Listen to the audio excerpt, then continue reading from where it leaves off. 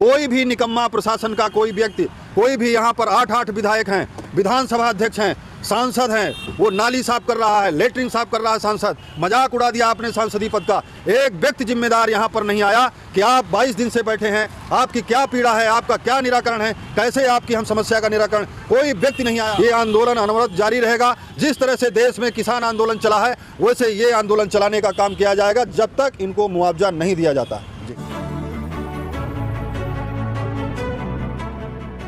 जय हिंद। अभी मैं रीवा जिले अधीनस्थ में बात करूं, कलेक्ट्रेट के जस्ट सामने हूं। यहाँ पर आप देख सकते हैं, इधर सामने कलेक्ट्रेट है। जरा इधर दिखाने का प्रयास करिएगा। ये देखिए रोड चल रही है, रोड के सामने ये कलेक्ट्रेट है।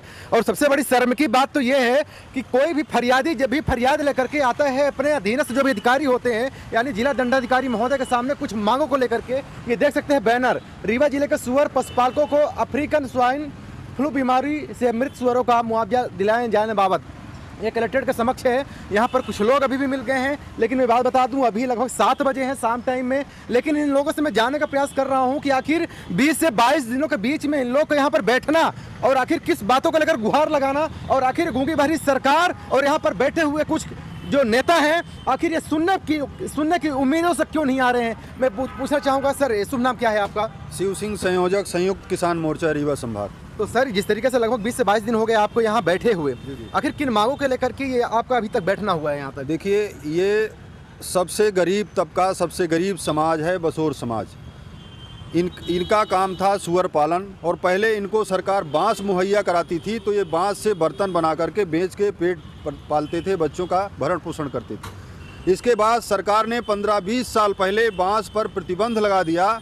इसके बाद ये सुअर पालन का काम करने लगे, और अभी सुअर पालन को लेकर के अभी अफ्रीकन स्वाइन फ्लू का बहाना बना करके पूरे नगर सहित पूरे ज़िले के अंदर वेटनरी विभाग ने इंजेक्शन से सुअरों को शूट करा दिया। 1.5, 2 कुंटल, 3.5 कुंटल, ये 3.5 कुंटल का सुअर है जिसको इंजेक्शन से शूट किया जा रहा है। ऐसे सुअरों को शूट किया गया है। सबसे बड़ी ये खेती है सुअर पशुपालन इनका। ये जब भी कोई बड़ा काम करते हैं, शादी करते हैं, घर बनवाते हैं, तो वो पैसा इनको सुअर बेच करके ही मिल पाता है, तब ये बड़ा काम कर पाते हैं। अन्यथा छोटे मोटे काम करके ये व्यापार करते हैं। तो उसको लेकर के, और बहुत सारे हजारों सुअर पूरे ज़िले के अंदर मर गए बीमारी के चलते।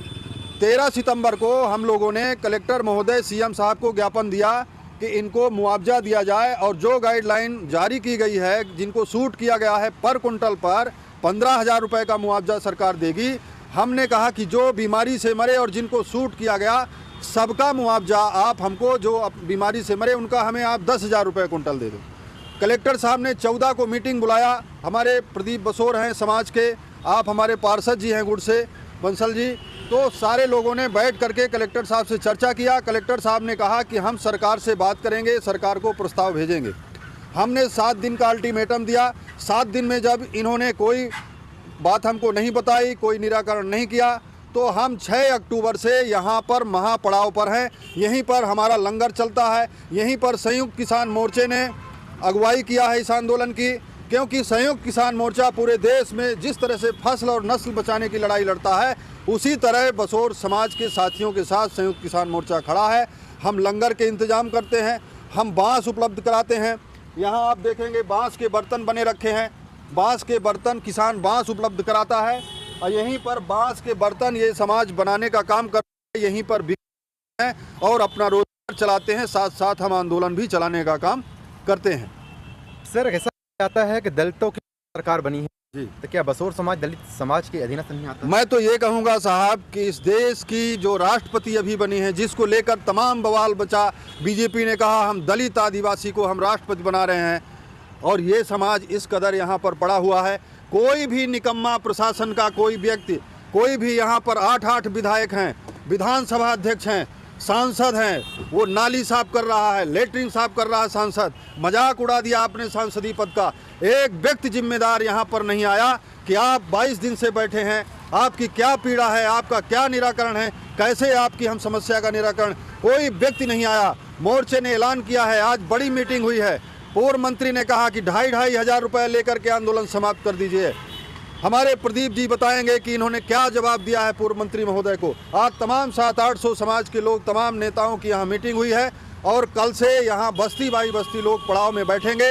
ये आंदोलन अनवरत जारी रहेगा। जिस तरह से देश में किसान आंदोलन चला है वैसे ये आंदोलन चलाने का काम किया जाएगा जब तक इनको मुआवजा नहीं दिया जाता। जी। अरे दलितों को जिस तरीके से चुनावी वोट बैंक का एक मुहैया बना करके, कहीं न कहीं मोहरा बना करके ये सरकार जिस तरीके से दलितों की हमेशा सरकार बताती है, क्या जो लघु कुटीर जो उद्योग की जो बात होती है, तो क्या ये बांस की जो टोकरियां बनाना क्या लघु कुटीर उद्योग में नहीं आता है?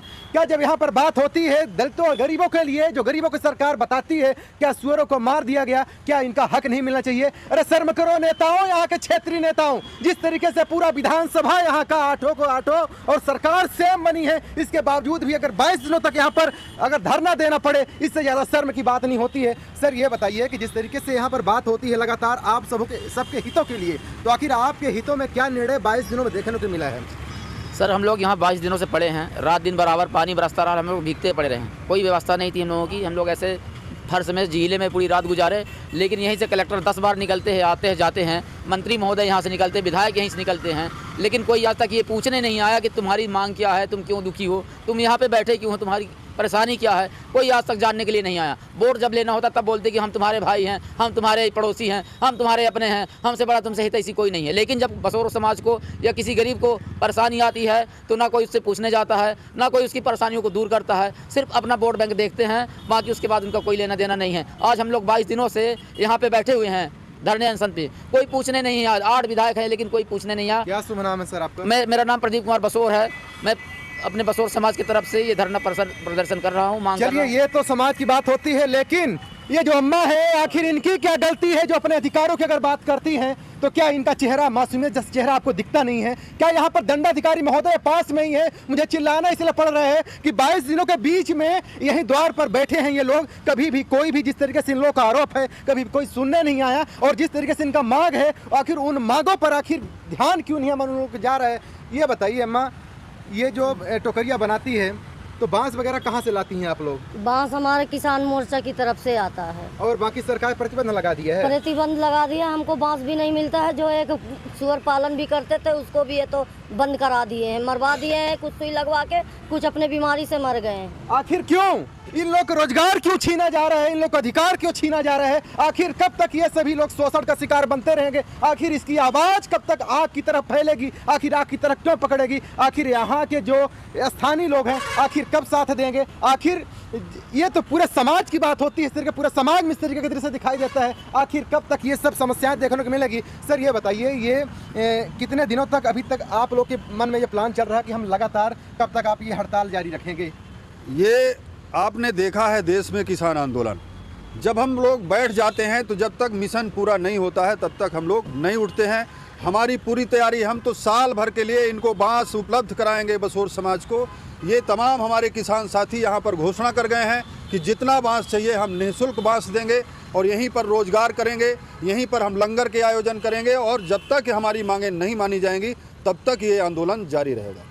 माननीय जिला दंडाधिकारी महोदय रीवा जी, आपसे मैं निवेदन करना चाहता हूँ हाथ जोड़ करके, शायद है कि आपसे बेहतर इन सभी लोग के दर्द को कोई समझ ना पाएगा, क्योंकि ये राजनीतिक कोई अखाड़ा ये बनाना नहीं चाह रहे हैं, ये अपने अधिकारों की बात करना चाह रहे हैं। और जो ये प्रदेश के मुख्यमंत्री हैं माननीय शिवराज सिंह चौहान जी लगातार दलितों की बात करते हैं, गरीबों की बात करते हैं, लघु कुटीर उद्योग की बात करते हैं, और कहीं ना कहीं से मैं बात करूं आखिर ये क्यों लगातार ये हड़ताल पर हड़ताल करते नजर आ रहे हैं? आखिर इनकी मांगें कब तक सुनी जाएगी? इसी साथ देख रहे टीवी, मैं रंजन सवाल, जय हिंद।